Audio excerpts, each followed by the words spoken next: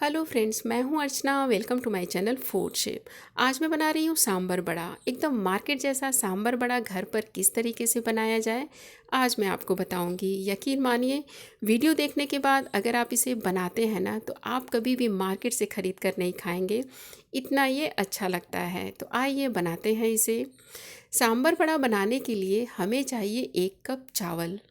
ये जो रेशियो मैं आपको बता रही हूँ, किसी भी कप या कटोरी से आप मेजर कर सकते हैं। बारीक वाला चावल इस्तेमाल करें या टुकड़ा चावल इस्तेमाल करें। 1 कप चावल के साथ हमें चाहिए 3 कप उड़द का दाल। जो काली वाली उड़द की दाल होती है ना, वही वाली है, बिना छिलके की। तो 1 कप चावल और 3 कप उड़द का दाल, इसे हमने धोकर रात भर के लिए पानी में भिगोकर छोड़ देना है। अगर रात भर का समय नहीं है तो 5 से 6 घंटे तो आप इसे ज़रूर रखें। तो बस उसके बाद क्या करना है, इसका पानी निकाल कर एक ग्राइंडर में डाल दें। पीसते समय इस चीज़ का हमने ध्यान रखना है कि पानी का इस्तेमाल जितना कम हो आप करें, क्योंकि इसका हमने एकदम सूखा हुआ बैटर तैयार करना है। ज़्यादा गीला बना देंगे तो हमें बड़ा बनाने में दिक्कत होगी। तो बस ज़रूरत होने पर 2 से 3 चम्मच ही पानी इस्तेमाल करें और इसे एकदम फाइन पेस्ट तैयार कर लें या इस तरीके से दरदरा तैयार कर लें।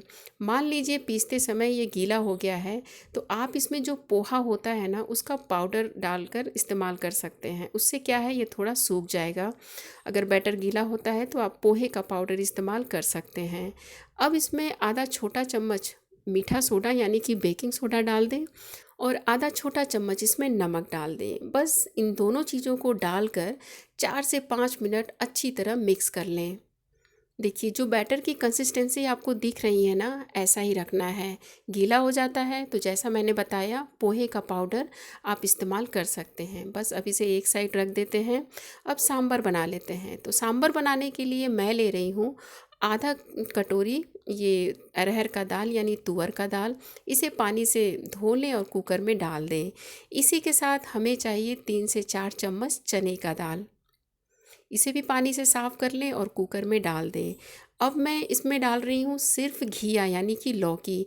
आप इसमें सहजन है, बीन्स है, गाजर है, बहुत सारी सब्जियाँ इसमें डाली जाती हैं, लेकिन मैं इसे सिर्फ घिये के साथ बना रही हूँ। आप इसमें बहुत सारी सब्जियाँ ऐड कर सकते हैं। अब इसमें पानी डाल दें।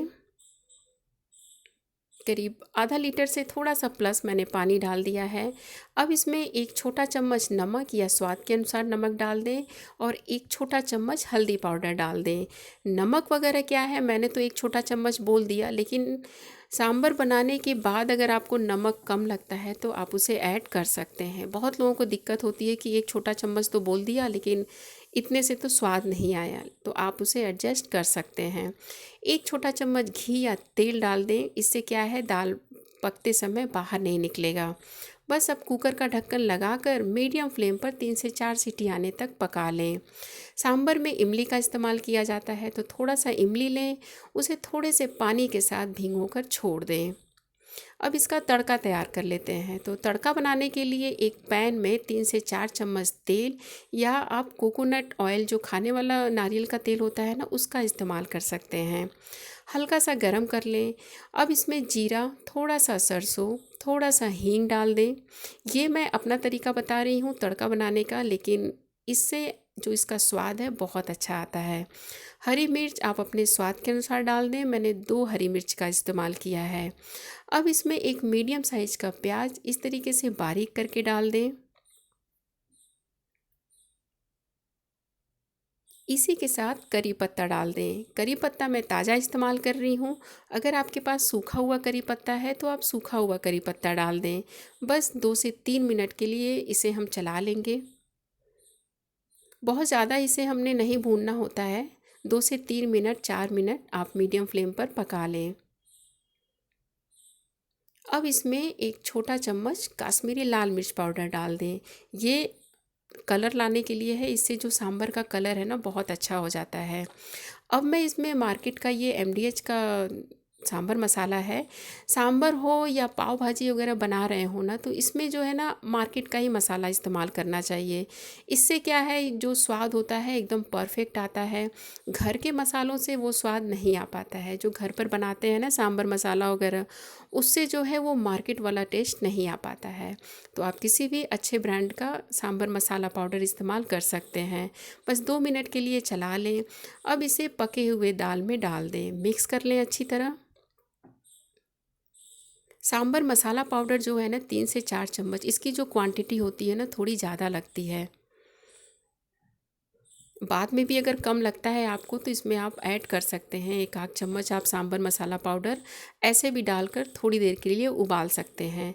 जो हमने इमली भिगो कर रखा था उसे भी मसल कर करीब 3 से 4 चम्मच इमली का पानी इसमें डाल दें। मिक्स करने के बाद एक बार इसको टेस्ट ज़रूर कर लें। अगर आपको किसी चीज़ की कमी लगती है, जैसे मिर्च है, नमक है, खट्टापन है, उसकी अगर कमी लगती है तो आप उसे एडजस्ट कर सकते हैं। और अगर ये आपको ज़्यादा गाढ़ा लग रहा है सांभर, तो आप इसमें गर्म पानी का इस्तेमाल करें, डायरेक्ट ठंडे पानी को ना डालें। हल्का सा गर्म करें और इसकी कंसिस्टेंसी आप मेंटेन कर सकते हैं।